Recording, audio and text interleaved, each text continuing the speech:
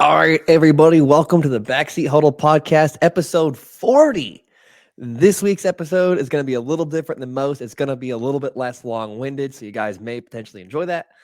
Today, I'm going to talk to you guys about the Ravens signing Lamar Jackson. Finally, the Lions' odd day one NFL draft behavior. I'm going to talk to you guys as well as about Will Levis's draft day slide, and then some quick thoughts on the Packers potentially being very dangerous.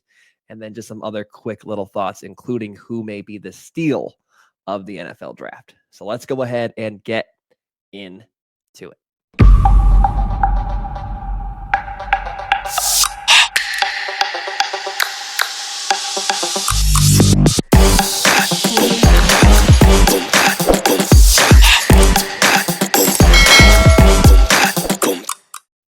All right, I'm going to go ahead and start off with the Baltimore Ravens and Lamar Jackson. So the Ravens signed Lamar Jackson to a record contract this week. And my opinion on this is very simple, and yours should be too, because this isn't complicated.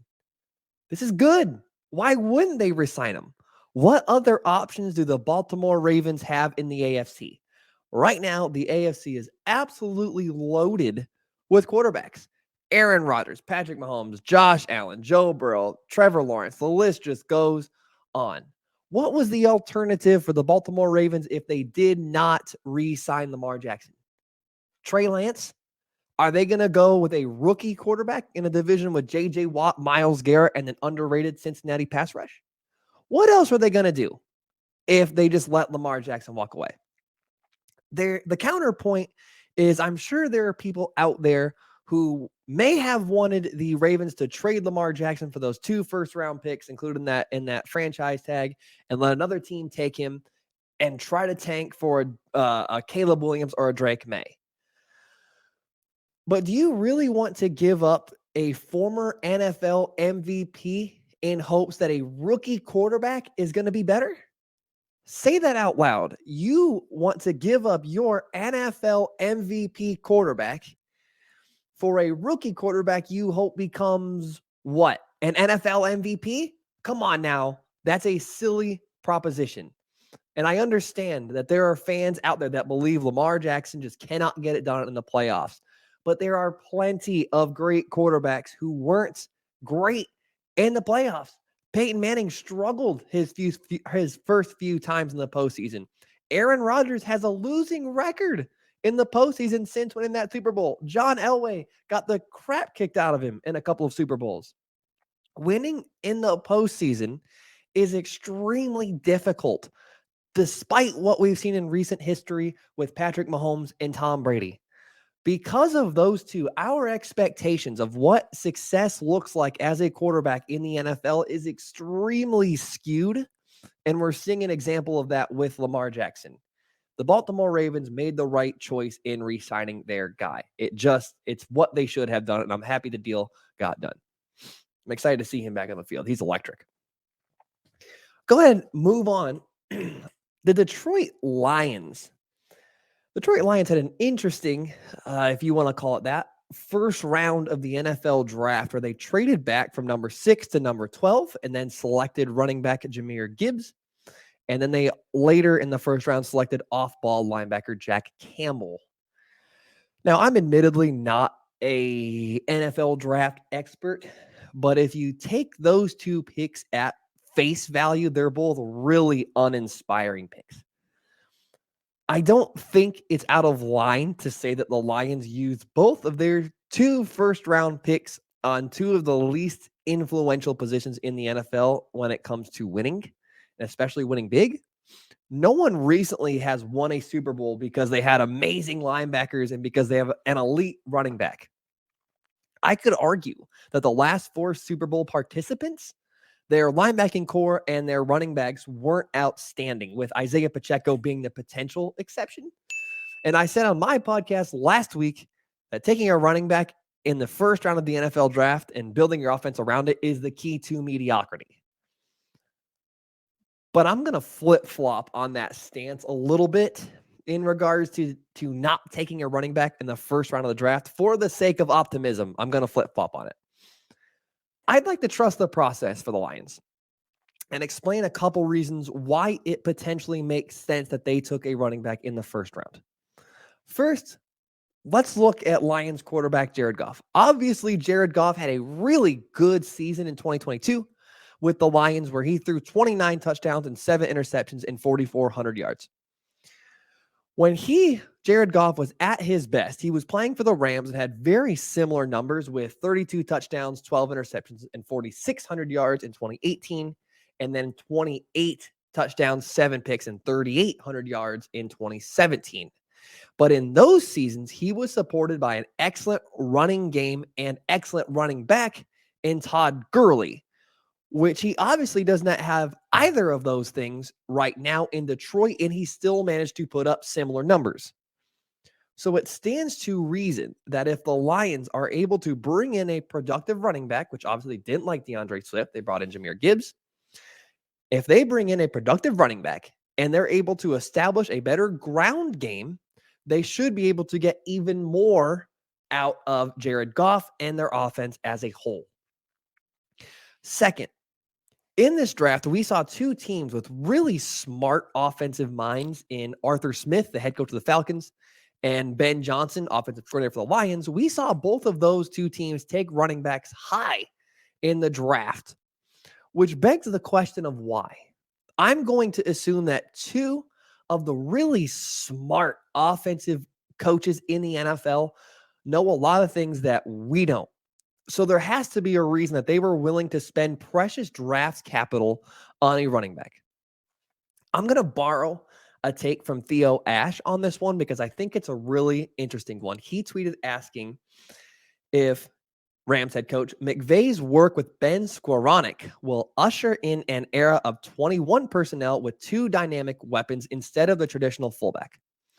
So what McVay did last season was play Ben Skowronek, who is a wide receiver by position, at fullback, typically in an I formation, strong I, that type of thing, to create mismatches in the passing game.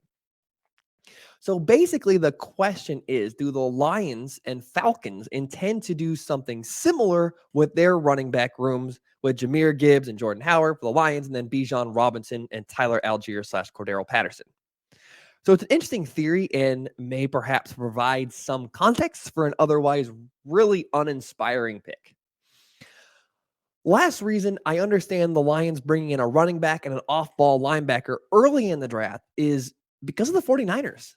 We've seen the 49ers compete and play extremely well without elite quarterback play, given Jared Goff's better than what they have, excellent defenses, and strong running games. It stands to reason that in the NFC, which is significantly weaker in the AFC and as a whole doesn't really have elite quarterbacks, the Lions could try to do the same thing as the 49ers are doing. Take pressure off of Jared Goff and their quarterback, plug holes in your defense, which the Lions made a concerted effort to do in free agency in the draft. The Lions could be looking around the relatively weak NFC outside of the Eagles and looking at their roster and think they have a real chance to make it to the playoffs and potentially make some noise following the same recipe the 49ers have. Given I don't see the Lions defense being as good as the 49ers, but I can see the idea of the Detroit Lions trying to follow the same recipe, especially when you look at their coach, Dan Campbell. That idea just fits the idea we have of him, and it feels like it would work. That idea of what the 49ers are doing would make sense for Dan Campbell to try to attempt as well. That idea just seems copacetic. It seems just to make sense. And to end this topic, while I was writing this, I talked myself into the Lions winning the division next year. So the Lions are going to be your 2023 NFC North champions. You heard it here first. Moving on from that, Will Levis, who at one point was the betting favorite to go number 1 overall, had a well-documented draft day slide where he slid all the way to 33 and landed with the Tennessee Titans. I think at this point it's been well reported that his attitude and overall cockiness rubbed a lot of GMs the wrong way. So we most likely know why he slid. He needs some refinement and he's cocky. Those two things don't go well together. However, Will Levis will reportedly start out as QB3 for the Titans. Head coach Mike Vrabel said in a recent interview that Ryan Tannehill is the starter as of now, with Malik Willis as QB2 and Levis as QB3. However, Levis will be given the opportunity to prove himself and has an equal chance to be the week 1 starter. This is great coaching by Mike Vrabel. You have a guy in Will Levis who needs to be humbled a little, and he just had it happen back to back.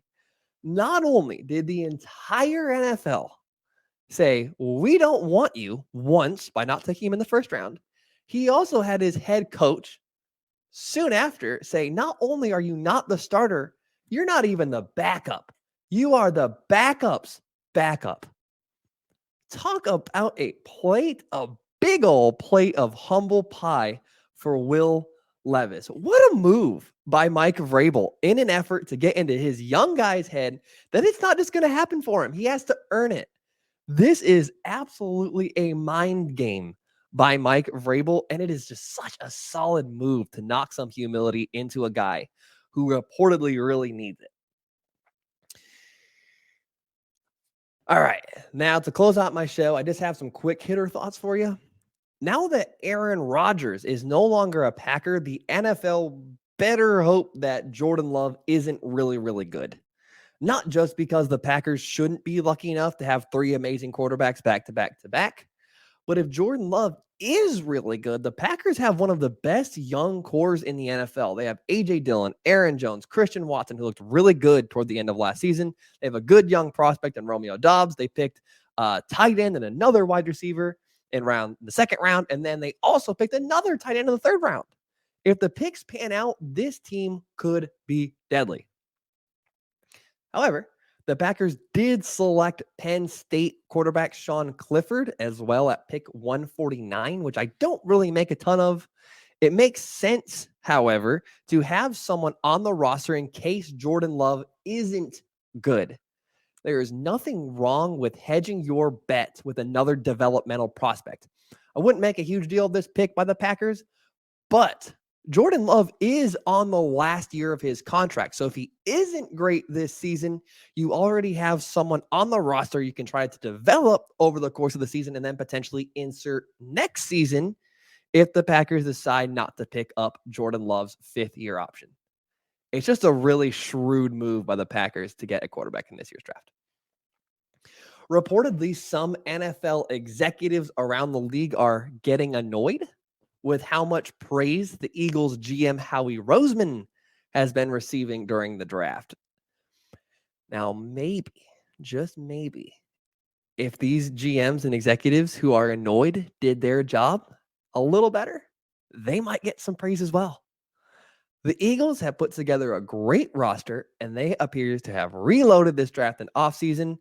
And Howie Roseman deserves the praise he gets. If those executives and those GMs had put together a team like this, they would be getting praise as well. Maybe they should do their job a little better. Lastly, watch out for Kayshon Boutte. I hope I said that right. Receiver out of LSU to be the steal of this year's draft. He was projected to be a first-round pick last year, but ended up going in the 7th or 6th round to the Patriots due to some injury concerns, character concerns, and a drop-off in production last season. At one point, he was a first-round talent, and he ended up with a stable organization in New England. So I would not be surprised at all to see this guy pop at some point. However, I don't really trust the Patriots, so I don't know how much I believe in that pick. But it feels like if someone's going to be the steal of the draft, it has a really good shot to be this guy. So that's it. That's my show today. Thank you guys once again for watching, listening. Feel free to like and subscribe if you are watching. Take care, everybody.